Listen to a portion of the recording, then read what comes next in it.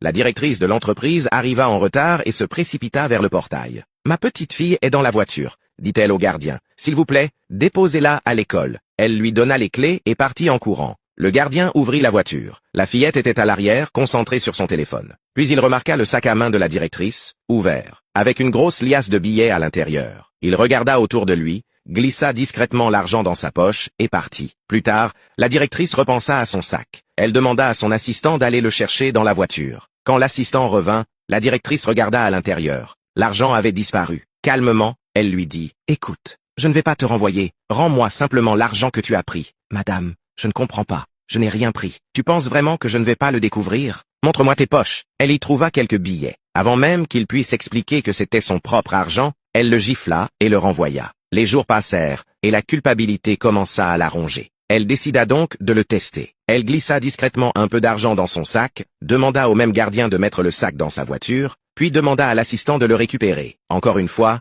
l'argent avait disparu. Convaincue d'avoir la preuve, elle le renvoya définitivement. Soudain, sa fille entra en courant dans son bureau. « Maman, ce monsieur de la sécurité est un voleur !» Elle lui montra une vidéo filmée avec son téléphone. On y voyait clairement le gardien en train de voler l'argent dans le sac. La directrice resta sans voix. Elle venait de comprendre qu'elle avait accusé et humilié un innocent. 2 fois. Honteuse, elle courut retrouver son assistant, s'excusa sincèrement, puis renvoya immédiatement le gardien malhonnête. Commente « Oui, si toi aussi tu éviteras de juger trop vite. »